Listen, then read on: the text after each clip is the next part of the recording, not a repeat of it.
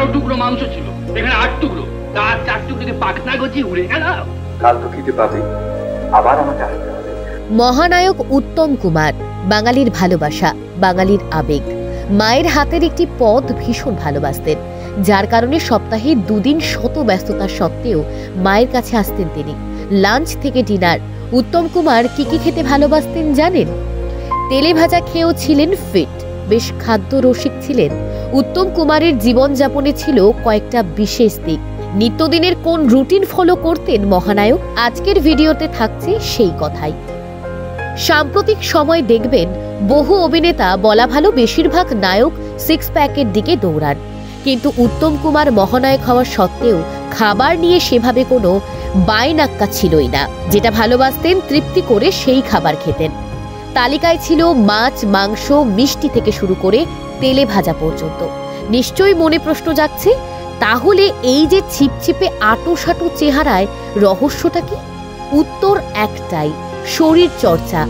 সেখানে বিন্দু মাত্র খামতি রাখতেন না মহানায়ক।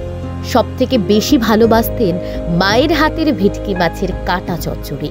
প্রতি সপ্তাহে শনি আর রবিবার এই 2 দিন ময়রা স্ট্রিটের বাড়ি থেকে চলে যেতেন ভবানীপুরের বাড়িতে। উদ্দেশ্য একটাই, মায়ের হাতের ওই বিশেষ পদটি তাকে খেতে হবে।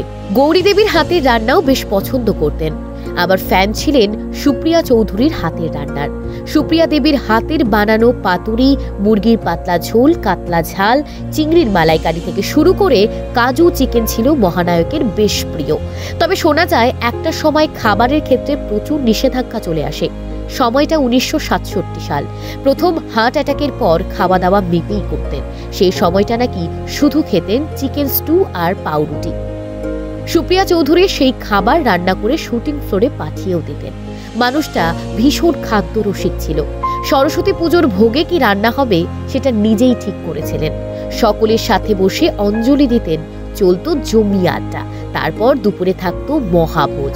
10 রকমের সবজি দিয়ে হতো খিচুড়ি, থাকতো বেগুনি সহ নানান খাবার। তবে মহানায়কের প্রিয় ছিল শীষ পালংয়ের চচ্চড়ি। মহানায়কের এই খাদ্যাভ্যাসের কথা কি আগে জানতেন? কেমন লাগলো আজকের ভিডিওটি? লিখে জানান কমেন্টে।